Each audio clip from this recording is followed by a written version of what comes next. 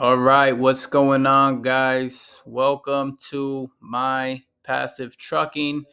In this presentation, I'm going to talk all about onboarding your truck with a carrier. All right, now I'm going to show you what you need and how to get it. All right, this presentation is all about gathering all the information that you need to lease on to a carrier. Now, carriers' onboarding requirements consist of three main things. Number one, your business documentations. Number two, your truck documentations. And number three, your driver's documentations. Okay, I'm going to break down this step by step. Number one, if you are an entrepreneur, if you opened up multiple businesses before, then this step is kind of redundant. But if you never did it before, I'm going to break it down very simple and easy. You need to file on three levels. You need to file on the federal level, you need to file on the state level, and you need to file with FinCEN. Okay. Now, how do you file your business federally? You can easily go to irs.gov and you can apply for an EIN via an S corp, LLC, C corp, however you want to legitimize your business. If not, you can go to LegalZoom or InkFile, fill in the applications and the pre-fills that they give you, and they will register you not only on the federal but also on the state level as well. But assuming you want to do it yourself, you could just go to file with your state. You can probably Google in register my business at whatever state that you live in. My home state is New Jersey, so I'll put register business in the state of New Jersey. It'll pop up the link to register your business.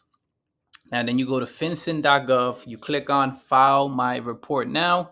So you can go through the prompts and get your FinCEN ID number. Now, once you did this, this is what it typically looks like. You'll have your letter from the IRS, your EIN letter. You'll have your letter from the state, your certificate of formation, and you'll have your FinCEN ID filing number. Now, I typically advise my clients at that point, go open up a business account. This business account is going to be crucial for when you're getting money. You're getting your settlements pay on a weekly basis from the carrier.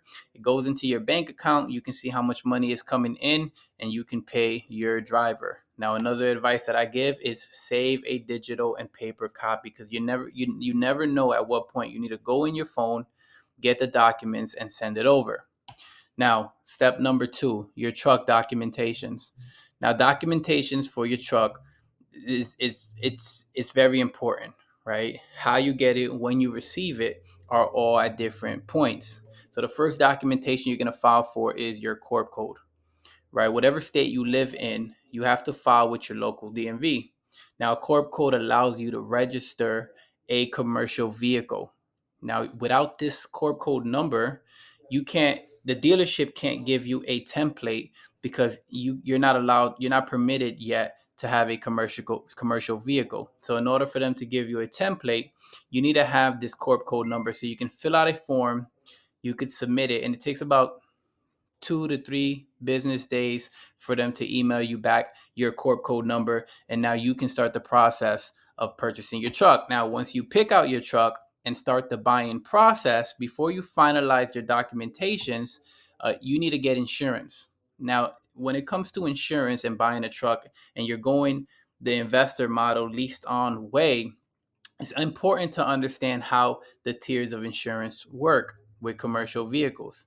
Now, in order to drive it off the lot and lease on to a carrier, all you need is bobtail non-trucking liability insurance. Now, you hear a lot of times that the commercial insurance could be very expensive, and that's because of the cargo insurance. Now, the cargo insurance is what can really be expensive, because you're covering the actual haul of material and products that's on the trailer. But the required insurance that you need to lease onto a carrier is only bobtail and non-trucking. Let me break that down for you a little bit. So a bobtail insurance is just the tractor, the semi-truck driving with no trailer, and it's at its personal convenience and is moving around. Non-trucking liability is maybe the tractor is hooked up to the trailer, but there's no load inside the trailer. The trailer is completely empty and it's moving around, not necessarily on work hours. So it's not non-trucking liability. Cargo insurance is usually provided by the carrier. They provide it. Sometimes they'll charge you a weekly fee, or they'll charge you a percentage on your gross for that cargo insurance, and that is based on truck. It's on a truck by truck basis with that. Okay, but in this case, you chances are you're getting a pretty new truck.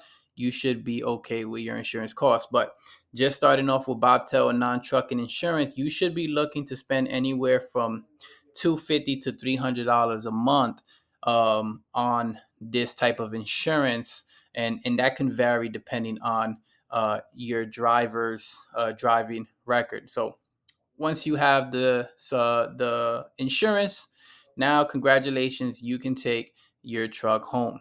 Okay. Depending on how the dealership works, within a day or two, they should be giving you a copy of the truck's title. Okay, or the official truck title itself, assuming you bought it out right. Once you get that, you have your template. You have 30 days. You have to do this right away, especially if you're going to lease onto a carrier. You go and get your IRP plates and your cab card, right? So your apportion plates and your registration, right? Now, these apportion plates allows you to go state by state. It allows you go to cross state border lines. And this is your registration paper, which in trucking terms, they call it the cab card, okay? Now, once you have your truck, you have everything you need, you file this documentation. You can find this on irs.gov. It's called a 2290, and this is a highway tax. Now, they use this, you pay it annually.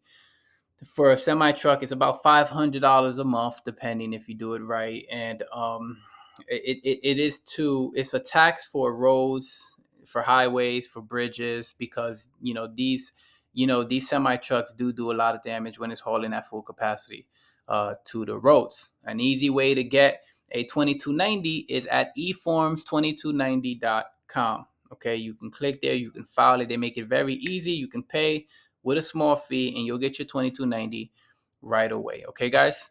Next step before you lease on to the carrier is you have to get your truck's inspection. You have to get a federal annual inspection. Now, most times you're going to get that from the dealership. Just make sure you have the documentation on hand for the of record for the annual inspection, so you can save that file and send it over to the carrier as you're onboarding. So now, what do all of these documentations that I just walked through look like?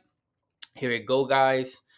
You have your title of your truck, you have your corp code number, your cab card, you have your COI, your certificate of insurance, you have your 2290, and you have a full truck inspection. Okay, these are the documentations. This is what it looks like in one big picture of what documentations that you are going to need to lease on to a carrier. Okay, now step number 3, driver's documentation.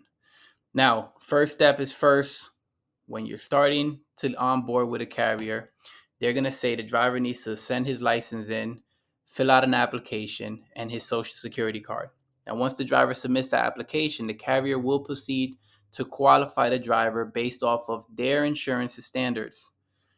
After they check with their insurance, which could take a day, maybe two, and they are approved, they're good to go to the next step. Now, the next step is typically getting a getting cleared through clearinghouse. So the carrier will send out an authorization link for the driver to submit. Now, the clearinghouse, the drug and alcohol clearinghouse, is something that started a couple years ago for truck drivers, and it pretty much tracks and monitors their profile when it comes to their driving record and any failed drug or alcohol test that they've ever taken. Now, this allows the company to ensure that they're hiring somebody that is good, reliable, and responsible. Okay, now the clearinghouse helps you improve highway safety. It helps, right? Most drivers have to approve these carrier requests to see their clearinghouse. So if a carrier request is the driver's clearinghouse, the driver actually has to approve that request so the carrier can see their clearinghouse profile. Okay, now once they do that, this is just a quick check to see if they ever failed any drug tests or any alcohol tests, you know, um, at any time in their career. Once this is all good, typically what would happen next is they would get sent off to a drug test. So the carrier would schedule the driver a DOT drug test. DOT stands for Department of Transportation drug test. So this is a federal drug test, okay? This can be just pee, this can be hair, or this can be a swab, right? But most of the time it's either pee or hair, depending on how the carrier requests it. 99% of the time is just a P test. Okay. After that, once the results come back negative, the carrier will send you, the owner, the contract. Now you sign this contract, you send it back. Now these contracts, sometimes I've seen it 3 pages, sometimes I've seen it 22 pages. It just depends on the carrier. You look through it; they're all basic terminology, the same, built the same, and just kind of like lays out the structure of the contract and how the carrier chooses to operate. Now, once you sign that contract, you schedule a date for orientation. Okay. So the driver is going to go to orientation and get ready for onboarding with your truck to start hitting the road. After orientation, they start driving right away. So here is a look of all of the documentations and everything that they will need to successfully onboard with a carrier: their driver's license, social security, application. You need to sign the agreement on the behalf of the owner and the truck and the driver. They need to approve the clearinghouse, and they need to finalize and go to orientation. So congratulations, guys. You went through the whole process. At this point, your truck is onboarded and ready to hit the road. So that's what it looks like to onboard. Those are all the documentations that you need to take your truck. You don't need a DOT number, MC number. You don't need to have cargo insurance or any of that, guys. All you need to do is own the truck, have a good contract, and have a good driver, and you can start making money and put your truck on the road as soon as possible. Okay, guys. So if you enjoyed this presentation, give it a like, share it, comment. I'll reach back out to you. And thanks for watching.